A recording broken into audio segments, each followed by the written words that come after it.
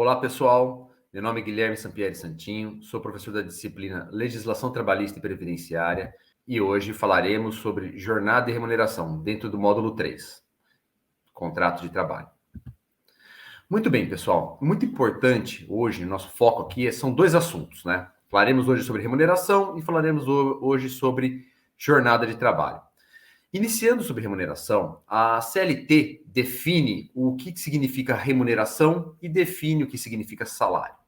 E ao contrário do que muitas pessoas imaginam, pensam sobre o que é remuneração, a remuneração não é efetivamente aquilo que imaginamos, pois a remuneração ela é composta de dois elementos. A remuneração, conforme o artigo 457 da CLT, ela é composta de gorjeta e composta de salário. Exato, remuneração e salário não são conceitos idênticos perante a CLT. A remuneração ela é um conceito mais amplo que contempla tanto a gorjeta, quanto o salário, quanto o adicional de hora adicional noturno, adicional de transferências, horas extras. Esses valores, adicional de transferências, horas extras, eles normalmente, pessoal, eles são tratados pela doutrina, né, pela nossa literatura do direito, como verbas salariais. Então, quando a gente fala, ele recebe hora extra, ele recebe insalubridade, ele recebe periculosidade, essas são entendidas como sinônimos de salários, porque o salário para a gente, ele tem um conceito muito específico. Salário é o que a pessoa recebe habitualmente, que é devido e pago diretamente pelo empregador. Então, tudo aquilo que o empregado recebe do empregador pelo trabalho, interessante isso, pelo trabalho, pelo fato de estar à disposição, pelo fato de produzir, pelo fato de ter sido contratado, certo? De forma habitual, isso configura salário, que é, como vocês estão vendo aí no começo aqui do slide, um elemento da remuneração. Então, o salário habitualmente devido e pago diretamente pelo empregador é configurado como salário. E também, como eu falei para vocês, o salário é composto pela gorjeta, tá? Então, a gorjeta, que a gente vai falar daqui a pouquinho o que significa, que é um tratamento um pouco diferente do salário, ele compõe a remuneração, tá? Então, muito importante que vocês tenham essa distinção de forma muito clara, que compõe a remuneração do empregado o salário e a gorjeta, certo? Sendo que o salário, ele tem um conceito que também pode contemplar valores como hora extra, valores como insalubridade, periculosidade, adicional de transferência, ok? Muito bem. O artigo 457 da CLT estipula que alguns valores, apesar de serem pagos pelo empregador, eles não configuram salário. Por quê? Porque a lei diz que estes valores não configuram salário. E um motivo que por trás disso é que o salário, ele depois, caso esses valores configurem salário para a gente, eles vão repercutir em 13º, vão aumentar as férias, vão aumentar o FGTS, vão aumentar a base das horas extras. Então, o legislador entendeu que algumas verbas não são consideradas salário. Quais são elas? Ajuda de custo, auxílio alimentação, sendo que ele não pode ser pago em dinheiro, diárias para viagem, prêmios e abonos. A gente vai falar um pouquinho deles mais para frente, tá? Mas o que é importante entender? Nesse slide, o nosso principal foco é demonstrar para vocês que existe um conceito chamado remuneração. Para compor a remuneração, ela é determinada pelo salário e pela gorjeta. Porém, existem algumas verbas que não são salariais, certo? Que não compõem a base de cálculo da hora extra, não compõe a base de cálculo do 13º, não compõe a base de cálculo das férias. Essas verbas são entendidas como verbas que não são salariais. E os exemplos foram destacados aqui para vocês, são ajuda de custo, auxílio alimentação e outros valores.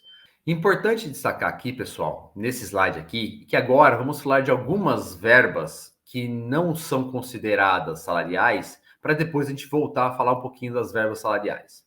Muito bem. A primeira delas, que a gente destaca aqui para vocês, são as diárias e ajudas de custo. Muito bem. As diárias e ajuda de custo, elas são indenizações, são valores pagos pelo empregador, mas que eles são utilizados não para, eles não são utilizados para custear a atividade do empregado. Eles são utilizados para realizar atividades para viabilizar o trabalho do empregado, certo? Então, não é para remunerar o esforço do empregado, é para que o empregado consiga realizar as atividades que ele precisa. Então, por exemplo, ele precisa viajar para atender um cliente, ser um vendedor em determinado local. Ora, ele vai precisar de ter um valor para custear a gasolina, para custear o transporte, para custear a alimentação e, eventualmente, a hospedagem. A isso damos o nome de diária. Perceba que ele precisa desse trabalho para trabalhar, certo? Ele precisa desse valor para trabalhar. Então, a gente dá a essa situação o nome de diária, que são configuradas como indenizações e tem uma finalidade de ressarcimento de gastos efetuados pelo empregado, mas para o trabalho, tá ok? Para o trabalho. Por outro lado, a ajuda de custo, que também tem uma similaridade com a diária, porém ela é pontual. Enquanto, por exemplo, temos vendedores que podem trabalhar todos os dias da semana em situações que precisam de diárias, a ajuda de custo ela acontece apenas quando existe uma necessidade pontual, como, por exemplo, mudança. Ora, eu vou fazer uma ajuda de custo para o empregado, para que ele mude de uma cidade para outra e ele faça o transporte da mudança. Esses valores são custeados pelas ajudas de custo, que é um exemplo pontual, tá ok? Muito bem, temos aqui, voltando aqui agora com relação às verbas específicas, pessoal, um destaque relacionado à gorjeta, certo? Esta sim, uma verba salarial. E a gorjeta, pessoal, ela tem um caráter um pouco diferente do salário. Porque o salário ele é pago pelo empregado. A gorjeta não. A gorjeta é o valor pago espontaneamente pelo cliente ao empregado.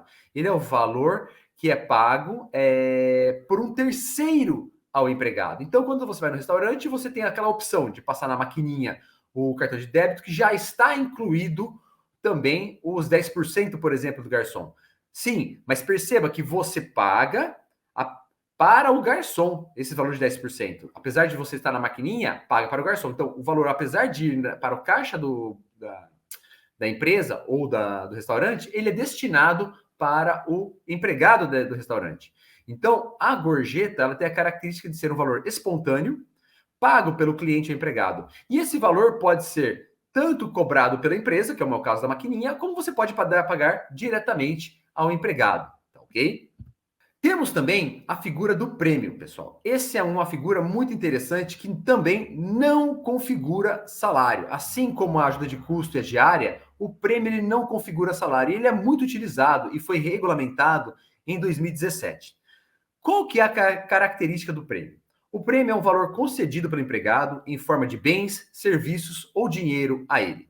O que significa isso? Muito bem. Um vendedor que ele já tem o salário fixo, ele já recebe a sua comissão. Porém, ele extrapola em muito o que tem que ser feito. Então, por exemplo, tem uma meta para atingir de 50 mil reais de venda por mês, ele extrapola e vende sempre 60 mil reais por mês. Ora, nesses períodos em que ele extrapola a meta estabelecida, tá ok? O empregador ele pode oferecer a ele um prêmio. Esse prêmio pode ser em dinheiro, pode ser uma viagem, pode ser um jantar em um determinado restaurante. Mas o que é o relevante aqui do prêmio? A relevância do prêmio é que a finalidade dele é para aquela pessoa que ultrapassa os limites esperados de forma ordinária. Ultrapassa as expectativas do empregador.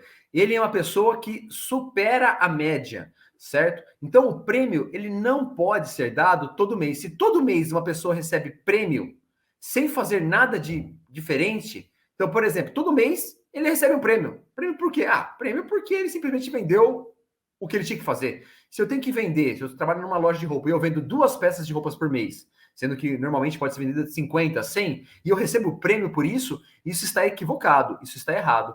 E perante a justiça, esse valor dado de forma sem uma necessidade de ultrapassar o parâmetro médio, ele pode ser configurado como salário, certo? Por quê? Repetindo, o prêmio, assim como a diária, não configura salário. Ele é entendido como um valor de indenização. Então, sobre estes valores, né, diária, prêmio, ajuda de custo, não incide FGTS, não incide INSS, não incide 13º, não incide férias, tá? Então, as férias não incidem sobre o 13º, sobre os prêmios, tá? Então, é muito importante ter isso em mente, pessoal.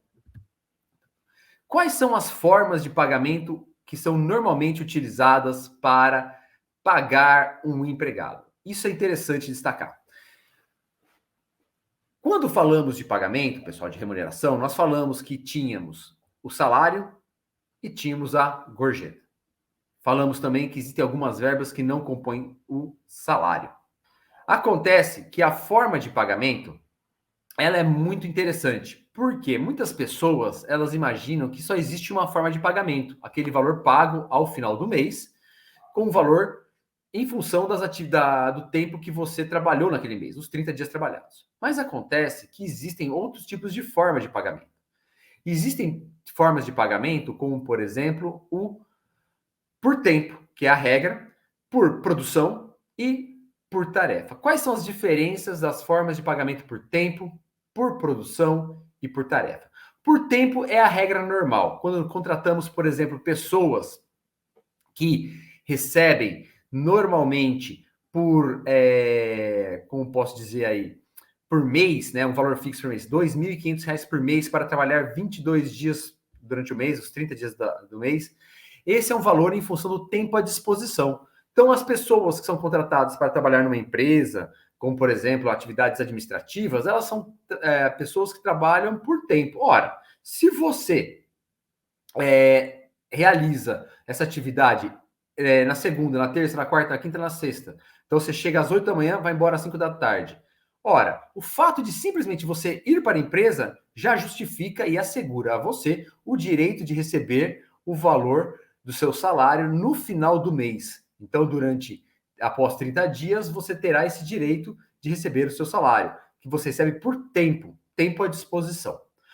Uma outra forma também muito utilizada, pessoal, é a forma que exige a produção. O que significa isso? Ora, o único critério para você receber é o quanto você produz. Se você, por exemplo, costura botões, quantos botões você costura por dia e eu vou te pagar um valor para cada botão que você costura, para cada peça que você confecciona, para cada portão que você pinta. Então, a produção, o seu salário é baseado no número de unidades que você efetivamente realiza.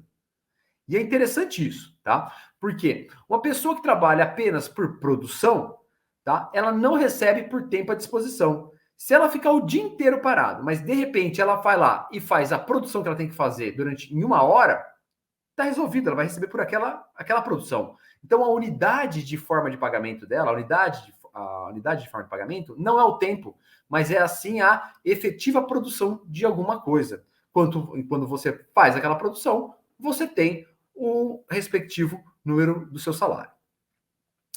E existe também a tarefa. A tarefa é uma mistura de produção com tempo, né?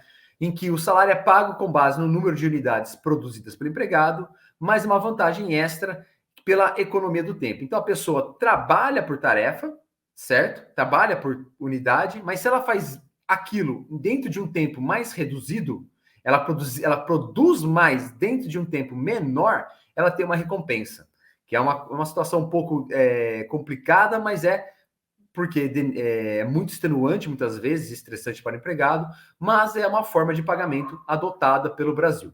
Um fator muito importante a ser destacado aqui, pessoal, é que o descanso semanal remunerado, certo? Porque toda pessoa, como a gente já verificou na aula passada com relação à interrupção do trabalho, é que você trabalha durante a semana e no fim de semana você tem um dia de descanso e você recebe por esse dia de descanso, como se você estivesse ganhando por isso. Então a pessoa, na verdade, não trabalha 22 dias por semana na contagem do salário, ela trabalha 30 dias por semana e recebe por isso. Acontece que quem trabalha por produção e por tarefa, a forma de cálculo dessas pessoas é um pouco diferente. O que significa isso? Significa que essas pessoas, elas recebem um valor, por exemplo, R$ 10 por unidade produzida. E esse valor não está calculado o seu descanso semanal remunerado, certo? O descanso semanal remunerado, ele é um direito do empregado. Recebem não só pelo descanso semanal remunerado, mas também por repouso semanal remunerado, ou RSR. Então, como é que se calcula esse descanso semanal remunerado? Pega-se a unidade, por exemplo, de trabalho, que é a unidade de R$ 10 por produção, divide pela quantidade de dias daquele mês e multiplica pela quantidade de dias úteis. E daí você vai encontrar um fator. E este fator vai ser o valor do descanso semanal remunerado, a divisão dos dias por mês multiplicado pelos dias úteis, certo? Normalmente é o equivalente a mais ou menos um sexto, mais ou menos de um sexto a um quinto de acréscimo que tem que ser feito. Então, uma pessoa normalmente que tem um valor de R$ 10 por unidade recebe R$ 2 de descanso semanal remunerado por aquela unidade produzida. Esse fator de tipo de jornada, tipo de tempo, ele está intimamente ligado com o nosso assunto chamado jornada de trabalho. No Brasil, o tema jornada de trabalho está vinculado com o tempo à disposição. O artigo 4º da CLT determina que o empregado ele tem, em regra, que receber por tempo à disposição, o que significa que sempre que o empregado estiver dentro da empresa, mesmo que ele não esteja fazendo nada, não recebendo ordens, certo? Esperando receber ordens, parado, aguardando alguma coisa, ele tem o direito de receber aquele salário. É isso que nós damos o nome de tempo à disposição. Esse tempo à disposição, ele é uma regra no nosso direito brasileiro, mas, na verdade, ele configura-se, tem também situações em que ele é uma exceção. Como assim uma exceção? Exato. Existem tipos de trabalho, como, por exemplo, de professor, que esse tipo de trabalho, ele é um tipo de trabalho em que a pessoa não recebe efetivamente por tempo à disposição, mas por produção. Olha, eu só vou te pagar, professor, se você der aula. O professor não recebe por tempo à disposição, ele recebe efetivamente por tempo trabalhado. Como assim tempo trabalhado? Ora, se ele dá uma aula, ele recebe por aquela aula, aquele valor fixado, certo? Tem outros cálculos previstos na CLT, mas é para a aula que é calculada o pagamento dele. Então, a jornada dele é baseada nas aulas dele. E o que é interessante destacar aqui neste ponto, pessoal, é que o tempo que o professor gasta para preparar a aula, para corrigir trabalhos, para fazer essas atividades, eles não são computados na jornada de trabalho do professor, porque o professor somente recebe por aula ministrada. Importante destacar que em 2017 houve uma grande reforma trabalhista e que diversas atividades que antes elas eram entendidas como tempo à disposição no trabalho passaram agora não ser mais tempo à disposição. E por que tem essa determinação de entendimento do que configura ou do que não configura tempo à disposição? Porque muitas vezes o empregado, após a jornada de trabalho ou antes da jornada de trabalho, ele ingressa na empresa e realiza algumas atividades, como ele também realiza algumas atividades dentro do horário de intervalo dele, de intervalo de descanso dele. Então, essas atividades, então, por exemplo, ele vai estudar no horário de almoço, ele chega antes da empresa porque lá tem um lugar quieto, que tem mais iluminação, ele pode estudar ou pode assistir um filme, ou ele pode realizar uma prática religiosa após a jornada de trabalho. Anteriormente, se entendia que essas práticas estavam, por estarem dentro da empresa, eram configuradas como tempo à disposição do empregador. Em 2017, essas regras acabaram sendo mudadas. Apesar do artigo 4º determinar que o fato do empregado estar dentro da empresa ele está à disposição, o legislador entendeu em 2017 que as práticas religiosas, descanso, lazer, o estudo, alimentação, atividades de relacionamento social, higiene pessoal, troca de uniforme ou troca de roupa, sem obrigatoriedade, essas atividades não configuram mais tempo à disposição. São atividades que são excluídas do tempo à disposição do empregador. Ou seja, o empregador não tem que computar isso como jornada de trabalho ou como tempo trabalhado para ele. Dessa maneira, ele não tem e não há obrigatoriedade para que ele pague por esses valores, pague por esse tempo para não realizar atividades produtivas para ele. Como também não configura tempo à disposição, o fato do empregado ficar dentro da empresa para se abrigar, por exemplo, de chuvas enquanto o ônibus não chega, de segurança ou de outras atividades particulares. Então, pessoal, apesar da regra ser de que o empregado fica à disposição do empregador e ele tem o direito de receber por esses valores. Importantíssimo destacar que o empregado ele não recebe, não configura tempo à disposição nas situações aqui elencadas que estão nesse slide aqui para vocês. Muito bem, é importante destacar aqui, pessoal, que a jornada de trabalho ela tem uma previsão constitucional. O que significa isso? Significa que o empregado ele tem que trabalhar 8 horas por dia e 44 horas semanais. Essa que é a regra. É possível estabelecer limites mínimos ou abaixo de 44 horas semanais? Sim, 7 horas diárias também é possível, sem problema nenhum. Porque o que não pode é extrapolar essa jornada. A ideia é que o limite da jornada não pode ultrapassar por questões de saúde e de segurança. Porque, não sei se vocês sabem, foi feito um estudo e está reconhecido que quanto mais tempo você trabalha, mais exausto você fica, mais disperso você fica e maior a quantidade de acidentes que acontecem quando você extrapola a jornada de trabalho. A maioria dos acidentes de trabalho acontecem depois de uma jornada de 8 horas por dia, 9 horas por dia, certo? Então, no Brasil, a jornada de trabalho é de 8 horas por dia e 44 horas semanais. Logo, você passa a ter direito a receber o adicional de 50%, que é uma previsão constitucional de hora extra, a partir do momento em que você extrapola a jornada de 8 horas por dia ou na somatória da semana, mais de 44 horas por semana. É também assegurado, pessoal, no Brasil, o que a gente chama de compensação de horários ou banco de horas.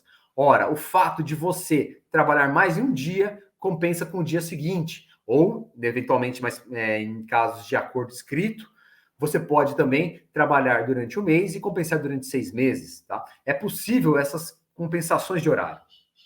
A legislação estipula que a jornada de trabalho tem que ser de 8 horas por dia. Porém, há casos em que a pessoa trabalha 6 horas por dia. Tá?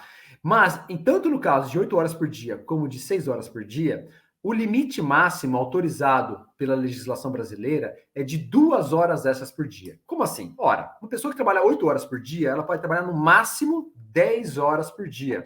2 horas além das 8 horas. Por que isso?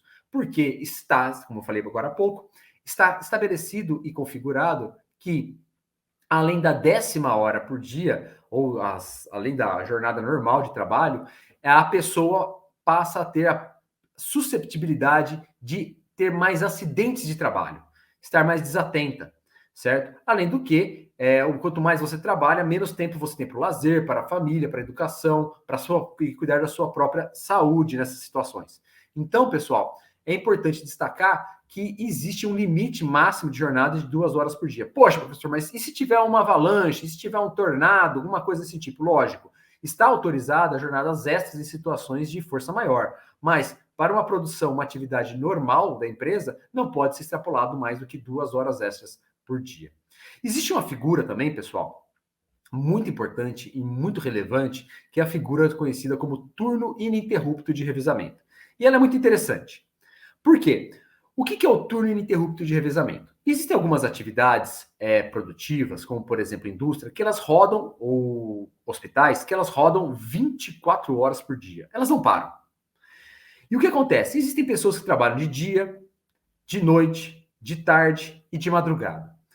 Então, o legislador, entendendo que as pessoas que trabalham nesses horários, alternando esses horários, por isso que a gente chama de turno ininterrupto de revezamento, porque as pessoas vão, hora trabalha de tarde, hora trabalha à noite, hora trabalha de madrugada, hora trabalha de manhã, elas vão alternando o turno. Então, numa primeira semana, ela trabalha de manhã, na segunda semana, trabalha à tarde, na terceira semana, trabalha à noite, na outra semana, trabalha de madrugada. Elas vão alternando os turnos. A isso damos o nome de turno ininterrupto de revezamento. Ora, o turno ininterrupto de revezamento, ele é um tipo de trabalho que está previsto na Constituição Federal, em que tem uma jornada máxima de 6 horas por dia. Então, pessoas que vão alternando e trabalhando hora de manhã, hora de dia, hora de noite, hora de dia, hora de noite, eles podem trabalhar no máximo 6 horas por dia. Poxa, mas existem indústrias que não conseguem controlar um fluxo tão grande de tantas pessoas trabalhando nesses horários. O que elas fazem? Elas estipulam normas coletivas de trabalho em que a pessoa ela trabalha em turnos ininterruptos de revezamento por mais de 6 horas por dia. Então, eles fecham uma norma coletiva que a pessoa trabalha 8 horas numa primeira semana de dia e na outra semana ela trabalha 8 horas à noite, ou até algumas vezes até um pouco mais do que isso. E depois é uma questão de combinar e negociar. Consegue se dar mais férias, mais descanso depois dessas 8 horas de trabalho ou menos descanso depois dessas 8 horas de trabalho. Estas situações, pessoal, configuram o que a gente chama então de turno ininterrupto de revezamento, ok? Antes de falar do trabalho externo, pessoal, eu queria destacar aqui para vocês um tipo de jornada que foi recentemente validada pelo STF, que é a jornada 12 por 36. É a jornada em que o empregado trabalha 12 horas seguidas, descansa 36 horas e volta depois para trabalhar 12 horas seguidas. Basicamente o seguinte, ele trabalha na segunda, certo? Ele trabalha na quarta, trabalha na sexta, trabalha no domingo. Sempre no mesmo horário, sem alternar os turnos. Não é turno ininterrupto, é diferente. É o 12 por 36. E na outra semana, ele trabalha terça, quinta e sábado. Daí na terceira semana, segunda, quarta, sexta e domingo. E assim vai alternando, porque ele trabalha 12 horas num dia, descansa 36 horas e volta a trabalhar depois no outro dia, depois de quase 2 dias, 36 horas depois que encerrou o seu turno de trabalho. Essa jornada 12 por 36, ela é entendida como válida, porque numa média de trabalho, ele trabalha então em torno de 40 a 44 horas por semana, dependendo da semana, de 36 a 48 horas por semana, então fica numa média de 40 horas por semana. Ele tem intervalos de descanso entre uma jornada e outra, de forma, podemos dizer assim, elásticas, né? Não só apenas de 11 horas, mas são de 36 horas. Houve muita discussão a respeito disso, mas o STF, recentemente, entendeu que é válido esse tipo de jornada. Então, eu não poderia deixar de destacar aqui a existência, a possibilidade da jornada de 12 por 36. Qual que é a característica dela? A característica dela, que é peculiar e difere basicamente da maioria das jornadas, é que essa jornada tem que ser sempre feita por escrito. O contrato desse tipo de jornada ele é sempre feito por escrito. Agora, voltando aqui ao nosso trabalho externo, que é o que eu queria falar com vocês. O trabalho externo, ele é um tipo de trabalho em que o empregado não está sujeito ao controle da jornada. O que significa isso? O empregador, ele não pode controlar o trabalho do empregado. Por isso que nós denominamos de trabalho externo. E ele tem 2 motivos, basicamente, para isso. O primeiro motivo é porque não existe mecanismo para fazer o controle deste empregado. Como assim não existe mecanismo? Exato. A pessoa é um motorista, não tem radar, não tem celular, não tem satélite. Ora, então como é que eu vou controlar a jornada desse empregado? Não tem como eu controlar. Algumas vezes também você tem a pessoa que trabalha à distância, em que o celular não pega. Ora, quando não tem forma de controle, é conhecido como trabalho externo. Então, o trabalho que não está sujeito à jornada de trabalho.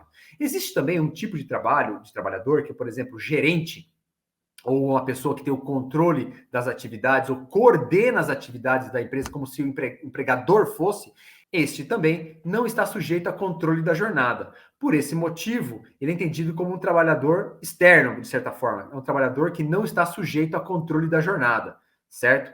Essas previsões estão contidas no artigo 62 da CLT. E lá estão elencados a pessoa como teletrabalho, a pessoa que é o motorista, a pessoa que é, por exemplo, o gerente ou o próprio empregado que tem a função de controlar todo mundo, porque não tem ninguém para controlar ele é o próprio controle dele mesmo. Então, pessoas que não estão sujeitas ao controle de jornada são entendidas como pessoas que não estão sujeitas ao controle. Então, por isso, não tem que ter a jornada estipulada. Essas pessoas não têm direito a horas extras, não têm direito a hora noturna, certo? E não têm direito a intervalos intra-jornada. Como mencionado anteriormente, o intervalo é um direito assegurado ao empregado. E esse intervalo ele acontece de diversas maneiras. Acontece durante a semana, acontece entre os dias e acontece durante o dia. Durante a semana, a Constituição Federal assegura um descanso após 6 dias de trabalho. O que significa isso, pessoal? Significa que o empregado que ele trabalha 6 dias na semana, de segunda a sábado, ele vai descansar no domingo, certo? Mas ele também poderia trabalhar de domingo, inclusive, até a sexta e descansar no sábado, sem problema nenhum. Porque a Constituição Federal assegura o preferencialmente aos domingos. Só que o que é importante destacar é que esse intervalo semanal é de 24 horas contínuas e ele é assegurado constitucionalmente, não pode ser retirado. Um outro direito assegurado pela legislação brasileira é o descanso entre as jornadas de trabalho, entre os dias de trabalho. Esse descanso ele é assegurado de forma contínua pelo período de 11 horas. Então, entre o fim da jornada de trabalho e o começo da jornada, tem que se passar um período de 11 horas. Então, uma pessoa que sai do trabalho às 11 horas da noite, ela não pode retornar ao trabalho até às 10 horas da manhã do dia seguinte, porque esse lapso temporal de 11 horas é o lapso necessário para que a pessoa descanse efetivamente. Mas, professor, e se a jornada de trabalho da pessoa começar às 7 e ela tiver que chegar às 7 horas da manhã naquele trabalho? Ora, se ela chegar às 7 horas da manhã no trabalho e saiu às 11 no dia anterior, das 7 da manhã até as 10 horas da manhã, esse período será computado como jornada extraordinária, jornada extra, tá? E terá direito a 50% do adicional de hora extra para esse período. Então é muito importante destacar esses fatores, pessoal, tá? Que é um descanso entre as jornadas. Dentro da jornada de trabalho, existe também algumas regras específicas. Para trabalhos que aconteçam de até 4 horas por dia, normalmente contratos parciais, não há necessidade de intervalo. A pessoa pode trabalhar de forma contínua durante 4 horas sem problema nenhum. Porém, a partir do momento que a pessoa trabalha a partir de 4 a 6 horas por dia, ela tem que fazer um intervalo de 15 minutos. Importante, esse intervalo não está inserido dentro da jornada de trabalho. O que eu quero dizer com isso? Ora, se eu trabalho 6 horas por dia, meu horário começa às 6 da manhã, qual horário que eu devo encerrar minha jornada? Se meu trabalho começa às 6 da manhã, eu tenho que fazer um intervalo ao longo dessas 6 horas de 15 minutos. E meu horário que eu tenho que sair desta empresa será pelo menos 12h15. O intervalo mínimo é de 15 minutos, tá ok? Não é computado dentro da jornada de trabalho, intervalo de descanso, mas sim fora da jornada de trabalho, tá, pessoal? Outro fator que é importante, para pessoas que trabalham mais de 6 horas por dia, eles têm direito ao intervalo que varia de 1 a 2 horas por dia. Pode ser maior? Pode, mas aí tem que ser um acordo combinado por escrito para autorizar essa situação. Fora isso, a jornada é compreendida como, por exemplo, de 1 a 2 horas de intervalo. Uma pessoa que começa a trabalhar às 8 da manhã, trabalha até às meio-dia, tem 1 hora de intervalo, do meio-dia a 1, e volta a trabalhar da 1, vai até às 5 da tarde. É o equivalente, então, tem trabalho segunda-feira, 8 horas por dia, com 1 hora de intervalo, terça, quarta, quinta e sexta com 1 hora de intervalo. Então, nesse período, ele trabalhou 40 horas. No sábado, ele completa mais 4 horas de trabalho, das 8 da manhã ao meio-dia, e ele fecha a semana desta maneira. Tá ok, pessoal? Com isso, encerramos aqui nossa explanação. Segue aqui algumas referências. Nos encontramos no próximo módulo.